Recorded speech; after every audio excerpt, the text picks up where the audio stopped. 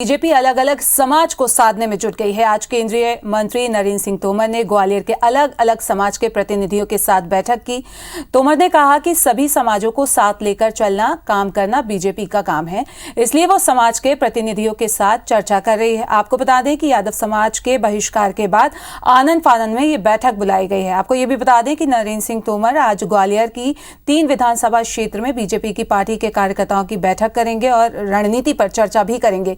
निकाय चुनाव में बागियों को लेकर उन्होंने कहा कि सार्वजनिक जीवन में समस्या बनी रहती है, इसलिए उनका मुकाबला करके आगे बढ़ना चाहिए। महाराष्ट्र में हो रही सियासी उठापटक पर तोमर ने कहा कि इस मामले में बीजेपी का कोई दखल नहीं है, जबकि अग्निवीर मामले में वरुण गांधी के पेंशन छोड़ने वाले बयान पर उन्होंने कहा कि यह उनकी व्यक्तिगत राय है।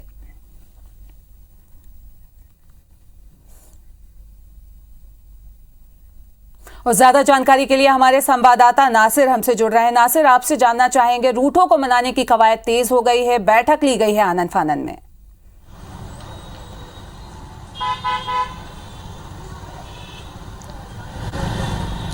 देखिए, मध्य प्रदेश में अगर बात की जाए तो बीजेपी के लिए सबसे बड़ी मुश्किल उन्हीं की पार्टी के लोग हैं जो बागी बनकर, चाहे पार्षद के चुनाव के लिए हो या मेयर के चुनाव के लिए, वो बागी बनकर इन लोगों को हराने की कोशिश में लगे। उन्हीं को साधने की कोशिश के साथ ही आज एक बड़ी बैठक सर्व समाज के साथ में की गई है, जिसमें नरेंद्र सिंह तोमर ने बैठक में शामिल हुए। साथ ही जो अलग अलग वर्ग के जो समाज के लोग थे ग्वालियर के, उनको बुलाकर उनको समझाने की कोशिश की गई है कि ग्वालियर में विकास अगर चाहते हैं तो बीजेपी के साथ आइए। क्योंकि कल हमने देखा कि कांग्रेस के साथ में यादव समाज चला गया था। उसने यादव समाज ने कहा था कि उनके किसी भी समाज के लोग को बीजेपी ने टिकट नहीं दिया है, जिसको लेकर उन्होंने बीजेपी का बॉयकॉट करने का फैसला लिया था। जिसके बाद आनन फानन में ग्वालियर बीजेपी ने एक प्रोग्राम जारी किया, जिसमें नरेंद्र सिंह तोमर ने खुद सर्व समाज की बैठक ली है और उसमें इन्होंने कोशिश यही की है कि सारे समाजों को एकजुट किया जाए, तभी बीजेपी को यहाँ पर विजय हो सकती है। क्योंकि जिस तरह का जो माहौल दिख रहा है वो शायद अभी बीजेपी के फेवर में जाता हुआ नहीं दिख रहा है। इसलिए कहीं ना कहीं ये कोशिश है बीजेपी की कि सभी समाजों को एकजुट किया जाए, क्योंकि काफी सारे लोग हैं उनकी नाराजगी समाज के साथ साथ बागी जो लोग हैं बीजेपी के, वो एक बड़ी परेशानी बीजेपी के लिए खड़ी कर रहे हैं अंदर ही अंदर।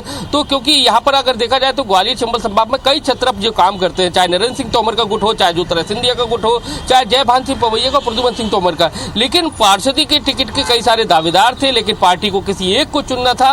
और ऐसे में अब वो लोग बागी होकर मैदान में पहुंच गए हैं। कुछ ने तो नामांकन वापस ले लिया था, लेकिन अंदर ही अंदर पार्टी को डैमेज करने की कोशिश में लगे हुए हैं, और जो कहीं ना कहीं बीजेपी के लिए एक बड़ी मुश्किल पैदा कर रहे हैं। यहाँ पे क्या ये मान सकते हैं कि बीजेपी को डर सता रहा है, जिसकी वजह से ये कवायद तेज की जा रही है? क्योंकि इससे पहले भी बागी हुए थे जिनको टिकट नहीं मिला था। वो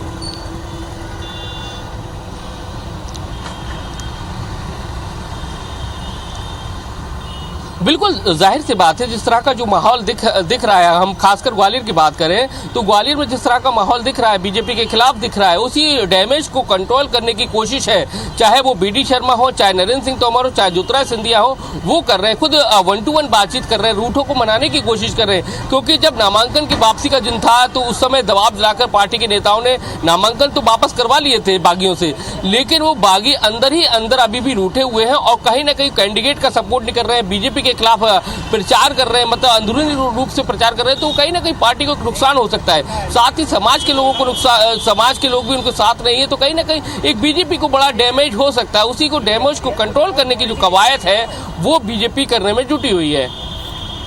बिल्कुल, इस तमाम जानकारी के लिए नासिर आपका शुक्रिया। तो बीजेपी